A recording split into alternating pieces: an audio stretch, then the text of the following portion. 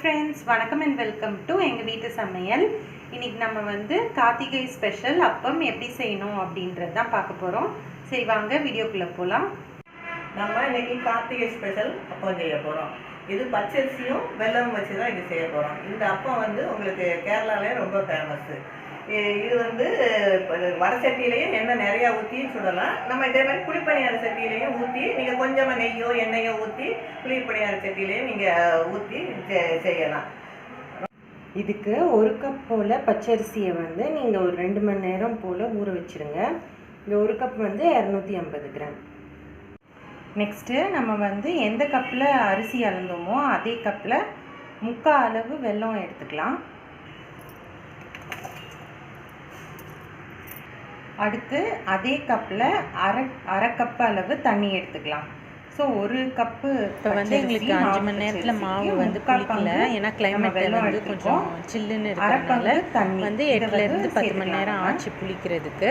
இப்போ அதான் எடுத்து வச்சுருக்கோம். கூடவே வந்து நம்ம தேங்காய் பாத்தையும் வந்து ஜஸ்ட் கரையிற அளவுக்கு மட்டும் வச்சு இதை வந்து ஃபஸ்ட்டு நம்ம வந்து நெய்யில் ஏன்னா இந்த தண்ணி வச்சு தான் நம்ம வந்து பச்சரிசியை வந்து அரைக்க போகிறோம்.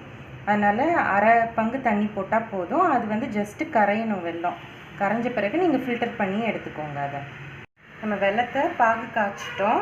ஸோ எல்லா வெல்லமும் நல்லா கரைஞ்சிருச்சு. இதை ஃபில்டர் பண்ணி இந்த கிண்ணத்தில் வந்து ஊற்றிக்கலாம். ஊற்றிட்டு இந்த வெள்ளைப்பாகு வந்து நல்லா ஆறணும். நல்லா ஆறின பிறகு தான் நம்ம வந்து அரிசியோடு சேர்த்து அரைக்கணும்.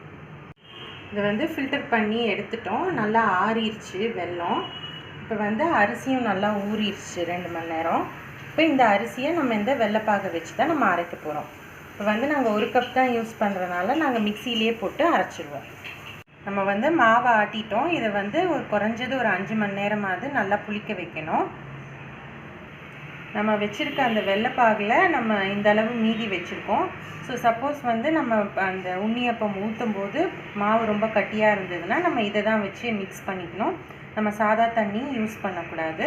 அப்படியே தண்ணி கலக்கணும் அப்படின்னா தண்ணியை வந்து சுட வச்சு ஆற வச்சு அந்த தண்ணி தான் நம்ம வந்து மிக்ஸ் பண்ணணும்.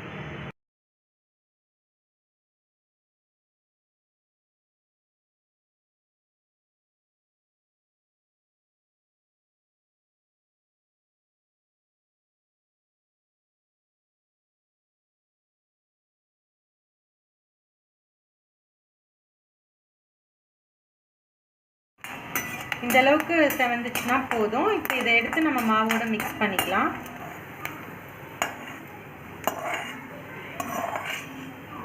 இப்போது இதோட 1 ஸ்பூன் அளவு கருப்பு எள் சேர்த்துக்கோங்க. கொஞ்சோண்டு சுக்கு பவுடர், கொஞ்சோண்டு ஏலக்காய் தூள், 1 டேபிள் ஸ்பூன் அளவு கோதுமை மாவு எல்லாம் சேர்த்து மிக்ஸ் பண்ணிக்கோங்க.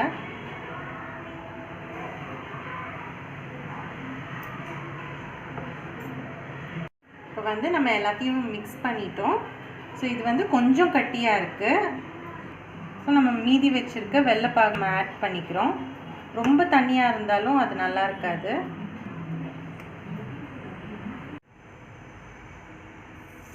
இப்போ நம்ம வந்து பணியாரம் ஊற்றிக்கலாம்.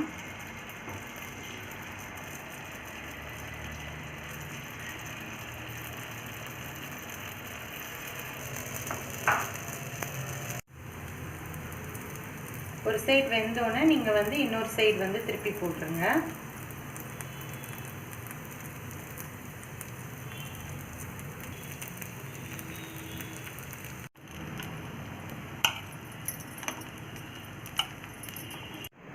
சுவையான அப்பம் சூப்பராக தயாராகிடுச்சு. ஸோ இதில் கவனிக்க வேண்டிய விஷயம் என்னென்னா, மாவு வந்து நல்லா புளிக்கல அப்படின்னா உங்களுக்கு வந்து அப்பம் ரொம்ப ஹார்டாக வந்துடும். ஸோ அது மட்டும் பார்த்துக்கோங்க. ரொம்ப புளிச்சாலும் உங்களுக்கு வந்து சுவையாக இருக்காது. ஸோ கரெக்டாக புளிக்க வச்சு நீங்கள் ஊற்றுனீங்கன்னா சூப்பராக இருக்கும். நீங்களும் ட்ரை பண்ணுங்கள். ட்ரை பண்ணிவிட்டு உங்களோட ஃபீட்பேக்கை எங்களுக்கு கமெண்ட்ஸில் போடுங்க.